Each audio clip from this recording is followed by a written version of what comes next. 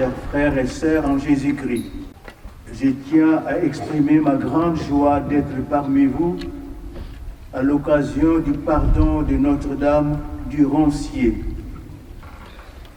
dont le culte remonte au début du IXe siècle. Et je rends grâce au Seigneur avec vous, cher Monseigneur Raymond Santaine, évêque du diocèse de Vannes, et aussi avec vous, cher Monsieur l'abbé François Marbeau, curé de Josselin et recteur du sanctuaire.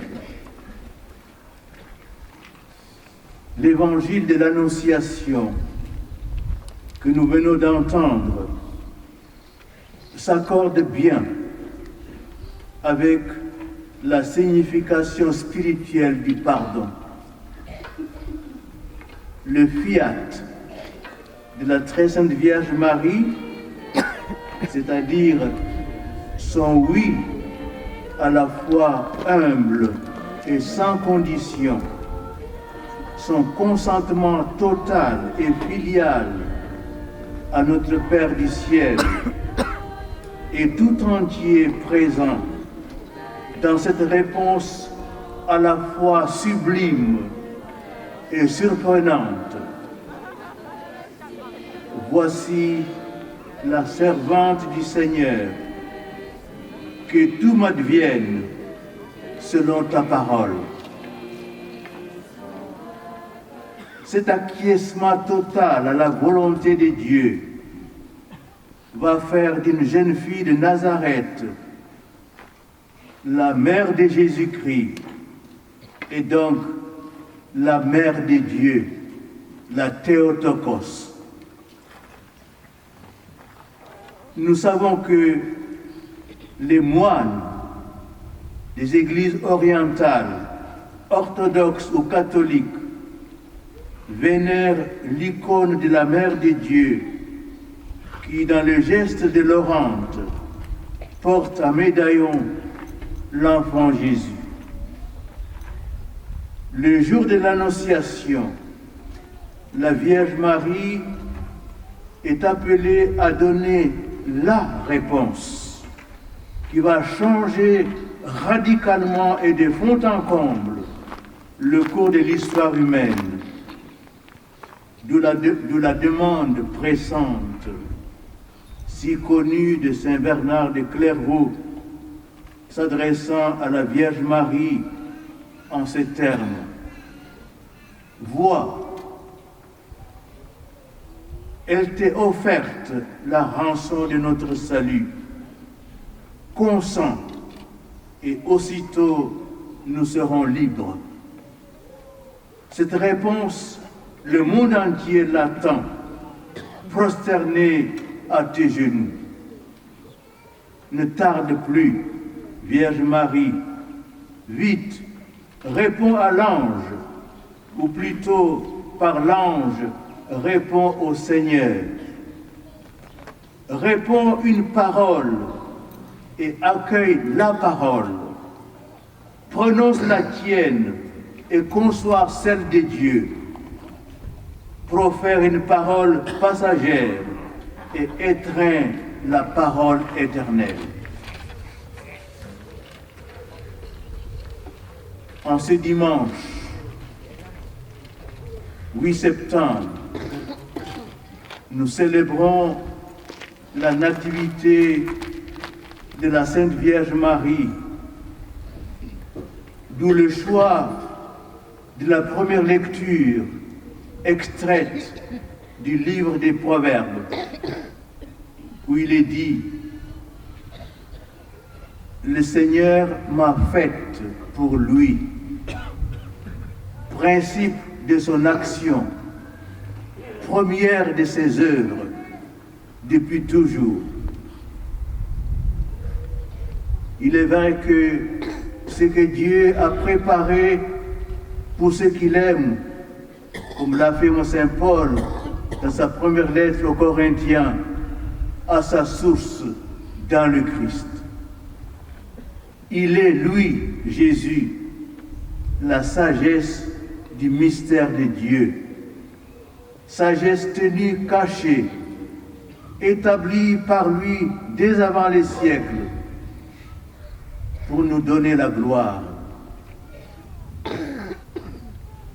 Le verset de ce passage du livre des Proverbes nous font remonter le cours des temps, au-delà du commencement des choses créées, aussi loin que peut aller notre pensée. Déjà, la sagesse était là. Elle était une personne, celle du Fils de Dieu, uni à son Père, dans une plénitude réciproque d'amour et de joie, pour concevoir puis réaliser ensemble l'œuvre de la création. Mais de plus, nous apprenons ici quelque chose d'extraordinaire.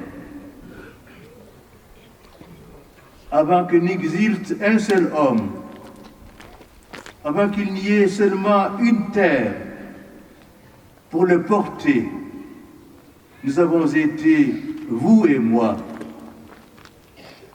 connus et aimés par Dieu, notre Père. Apprenons à connaître Dieu, notre Père.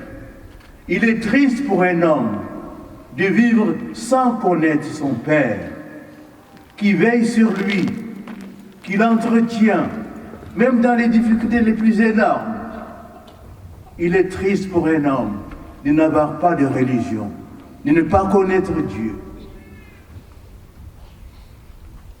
Apprenons par Marie à connaître Dieu et à connaître sa volonté. Dès avant les siècles, je fus enfanté. Telle est la merveilleuse déclaration de celui ou de celle qui sont les bien-aimés de Dieu, avant même que le temps ne commence. Oui, avant que le temps ne commence, nous avons été aimés par Dieu. Nous avons été voulus par Dieu. Pourquoi sommes-nous si ingrats? Pour lui dire, nous t'aimons nous aussi. Pourquoi sommes-nous si indifférents à la question de Dieu, à la question de la religion? Pourquoi la fils aînée que l'Église de France ne rayonne pas davantage de la lumière de l'Évangile? Oui, avant que n'existe la terre, avant que n'existe les ciels, Dieu nous a connus et aimés. Toute l'œuvre de la rédemption que Jésus allait entreprendre avait ce grand dessein final: introduire des hommes sauvés et parfaits dans son propre bonheur, à la gloire de Dieu le Père. Oui, nous sommes destinés à connaître la gloire éternelle. Nous sommes destinés à vivre avec Dieu. Je fus enfanté avant la création du monde. La sagesse éternelle, déjà aux côtés de Dieu, lors de la création du monde, s'est incarnée dans le sein de la Vierge Marie. Le Verbe de Dieu, Jésus-Christ, s'est fait parole humaine. C'est le mystère de l'incarnation que nous avons transformé en une fête folklorique, en une fête de cadeaux, alors que Dieu vient présenter son amour pour nous, à chacun de nous. Il bandit notre amour.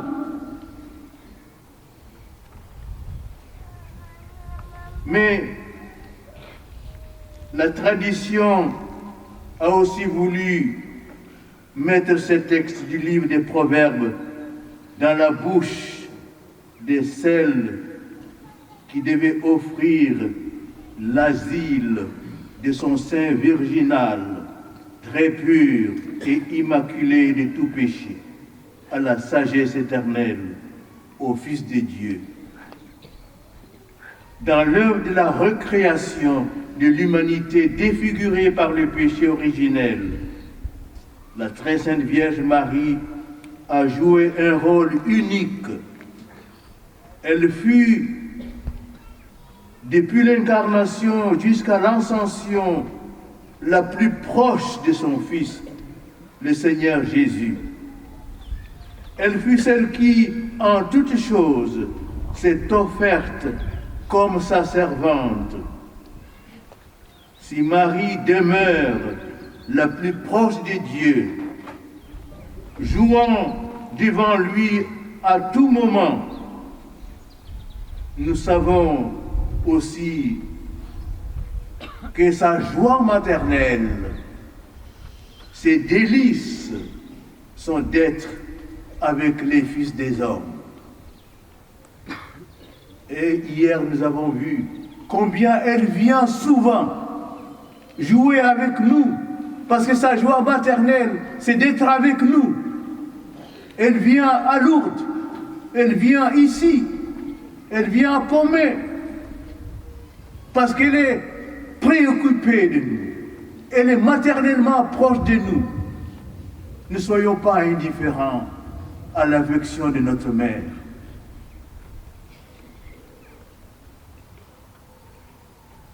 Comme une maman qui est heureuse avec ses enfants et aime se tenir près d'eux pour les protéger du mal et les éduquer dans la foi, telle est la Vierge Marie avec nous.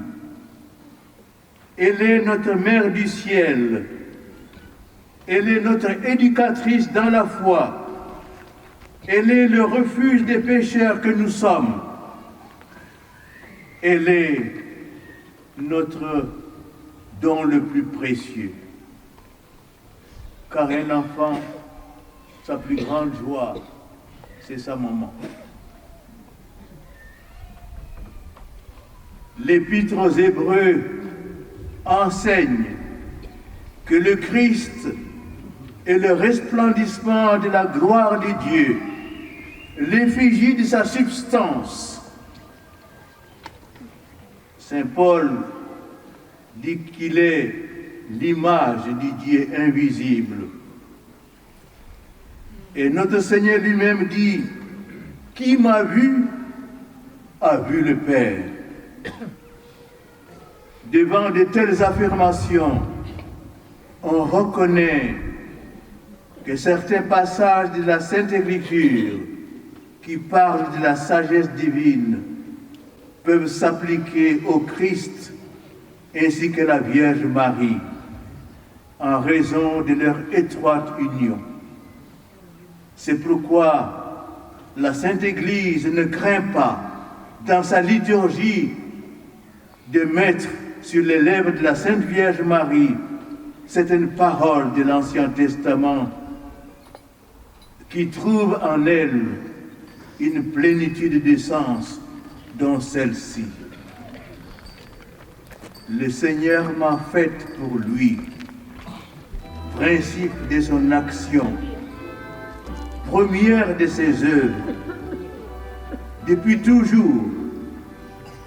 Avant les siècles, j'ai été formé. Dès le commencement, avant l'apparition de la terre, quand les abîmes n'existaient pas encore, je fus enfanté, quand n'étaient pas les sources jaillissantes. Comme vous le savez, le pardon breton est lié à la conversion et donc à la confession sacramentelle. Il a donc un sens de purification des péchés. Il est lié à des lieux d'apparition comme à Sainte-Anne-d'Auray ou à un vœu comme à Pontivy ou encore Nbou. Les pardons sont nés à la suite d'événements précis dont on connaît la date. Ils ont pour but de remercier solennellement le Seigneur par l'intercession de la Vierge Marie, de Sainte Anne ou d'un saint particulier vénéré en un lieu précis pour les faveurs reçues. Nombreux sont les fidèles qui remercient le Seigneur de leur avoir accordé une grâce personnelle. Pardon et réconciliation, action de grâce, tel est le sens du pardon que nous célébrons aujourd'hui à Josselin. Son origine est bien connue de vous, chers pèlerins de ce sanctuaire. Nous sommes au début du IXe siècle. Un laboureur cultivant la terre où se situe maintenant l'église Notre-Dame et coupant des ronces avec un faucillon fit l'heureuse rencontre d'une image de Notre-Dame dans un lieu rempli de ronces, d'où le vocable de Notre-Dame du Roncier. Le laboureur plaça la statue chez lui, mais la statue revint d'elle-même au lieu de la découverte. L'événement s'étant produit à plusieurs reprises, l'évêque de Saint-Malo de la Mer autorisa qu'on lui rende un culte. La fille du laboureur, née aveugle, retrouve la vue. La nouvelle se répandit et très vite, les pèlerins accoururent au sanctuaire. La chapelle de Notre-Dame du Roncier fut construite aux alentours de l'an 1000. Au XVIIe siècle, la vie spirituelle fut marquée par l'essor grandissant des pardons. Et le 8 septembre 1868, la nouvelle statue de Notre-Dame fut couronnée. Enfin, en avril 1891, le pape Léon XIII octroya le titre de basilique mineure à l'église de Notre-Dame du Roncier. Le pardon de Notre-Dame du Roncier, qui est illustré par l'évangile de l'Annonciation, nous permet de méditer sur l'accueil de la volonté de Dieu dans notre vie, en implorant que nous ayons la grâce d'imiter radicalement l'exemple du oui à la volonté de Dieu de la Vierge Marie. Nous sommes venus ici pour apprendre de notre Mère à dire oui à la volonté de Dieu.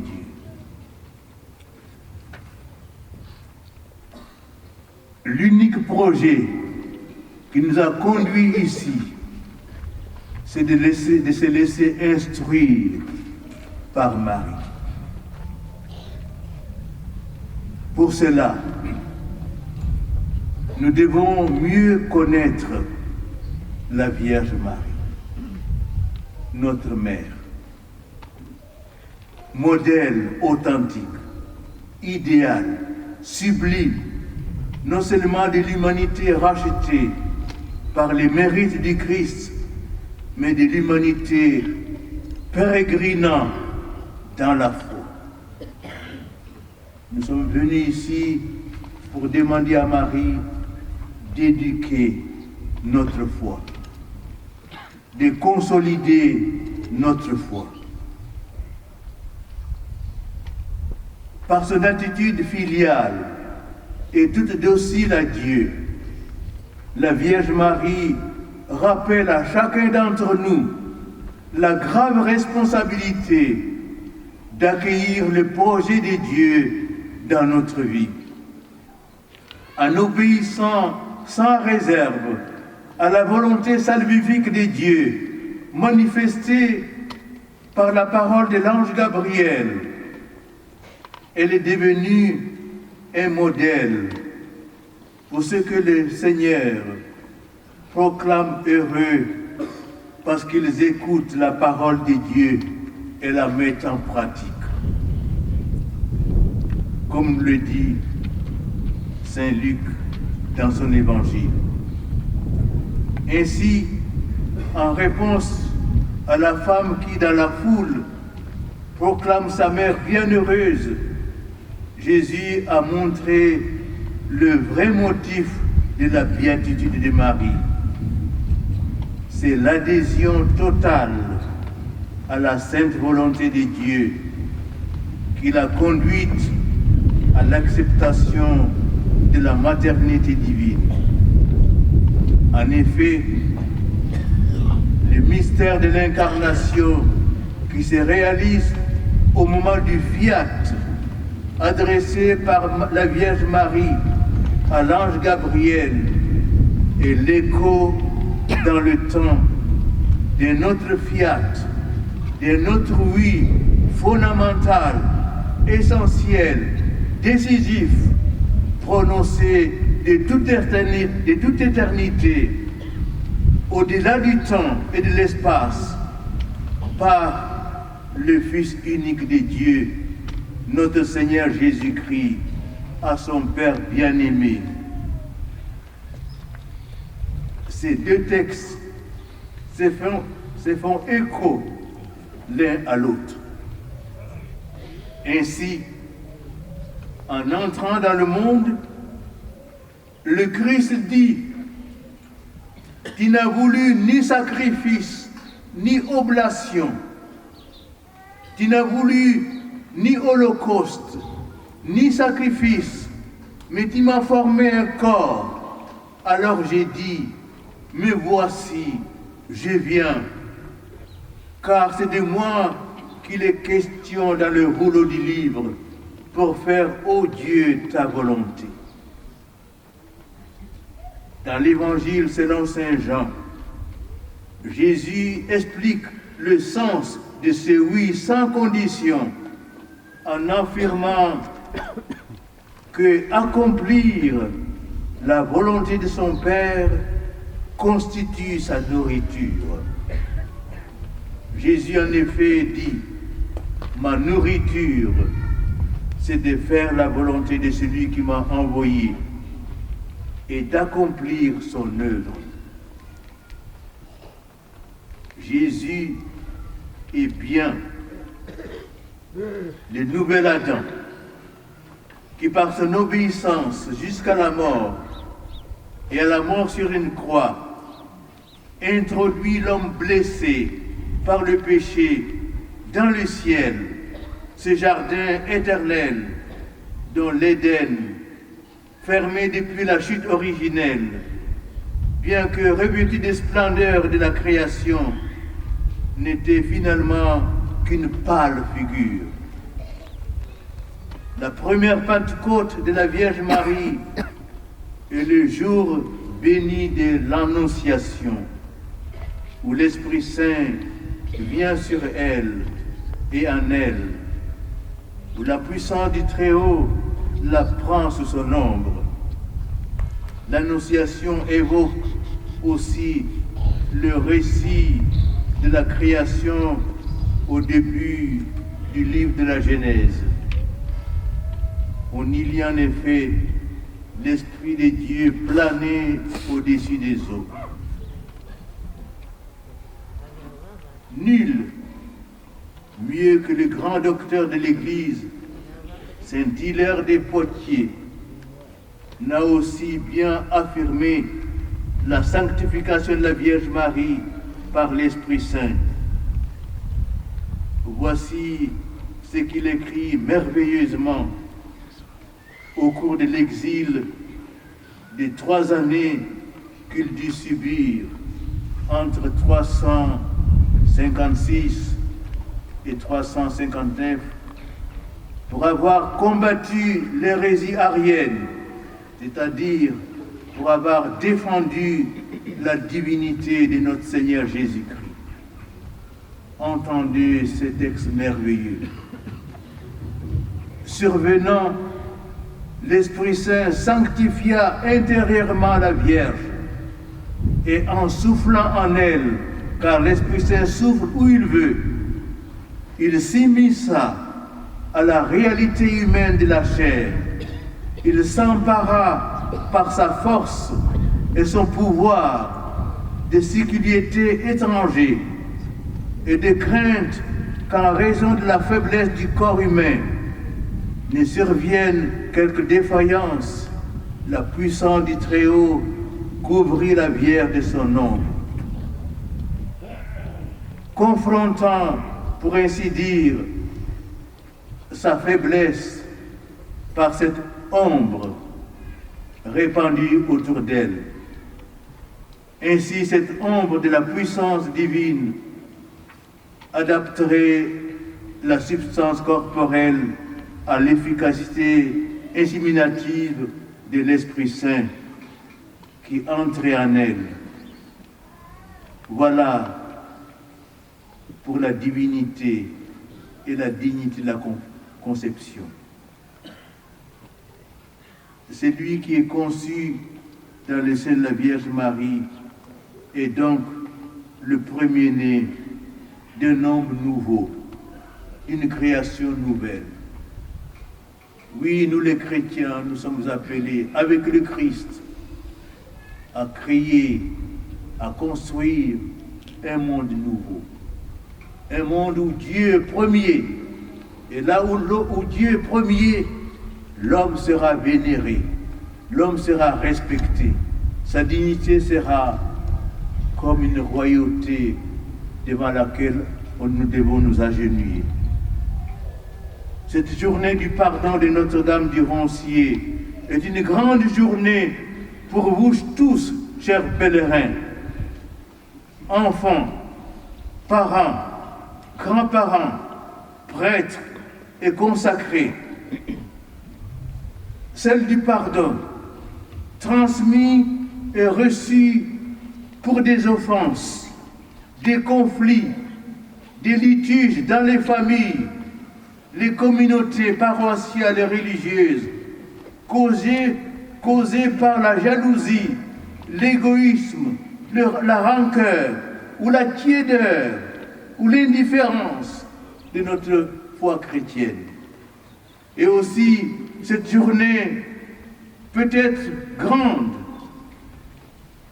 pour ceux d'entre vous que Jésus va venir visiter en leur demandant de changer de vie, de rompre radicalement avec leur passé marqué par le mal, marqué par l'indifférence religieuse,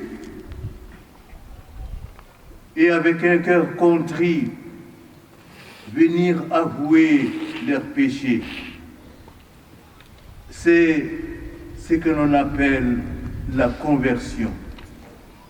Puis, accueillez humblement le Seigneur dans le sacrement du pardon et approchez-vous de lui humblement, respectueusement, religieusement, pour le recevoir avec ferveur dans cette nourriture qu'est la très sainte communion, ce pain des anges, ce corps livré pour nos péchés et son sang versé en rançon pour la multitude. Oui, cette journée est grande aux yeux de Dieu car elle est à la fois la célébration de deux fiat, le fiat de la Vierge Marie lors de l'Annonciation qui vous accueille dans son sanctuaire et le fiat que chacun d'entre nous aujourd'hui doit prononcer parce que chacun de nous doit s'engager à dire oui à Dieu aujourd'hui dans ce sanctuaire. Le jour de l'Annonciation, le Verbe de Dieu, par lequel Dieu a créé le monde, s'est fait chair dans le sein de la Vierge Marie et il a habité parmi nous.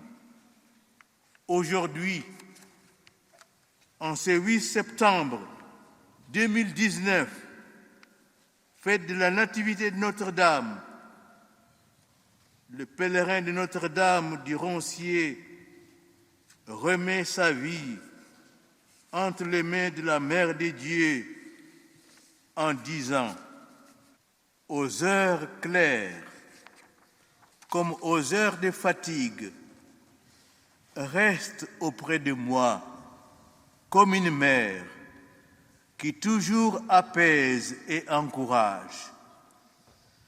Je te confie mes joies et mes peines, mes soucis et mes espoirs. Aide-moi à devenir, dans ma vie de chaque jour, un vrai témoin de ton Fils Jésus. En ces temps de grandes tribulations, pour votre pays, la France, la fille aînée de l'Église, de sa paix civile, remise en question de la dignité de la personne humaine, que la Vierge Marie obtienne à nos gouvernants et à nos concitoyens de comprendre qu'il ne saurait y avoir de paix sociale sans l'humble acceptation de la vérité sur l'homme et de la vérité sur Dieu. De la vérité sur l'homme, chef-d'œuvre, sorti des mains de Dieu, sans le respect inconditionnel de la vie et de la famille tels que Dieu les a voulus. Sans la conscience, enfin, que le monde est un don de Dieu, un don à partager. À l'écoute de la Vierge Marie, puissions-nous comprendre que la grandeur de l'homme est dans sa réponse libre à tout appel de Dieu, qu'avant de partir de ces lieux, chacun de nous dise « Voici la servante du Seigneur, que tout m'advienne selon ta parole. » Vierge Marie, Reine de France, et vous, Sainte Anne, la mère, la patronne de la Bretagne, priez pour nous, protégez-nous. Amen.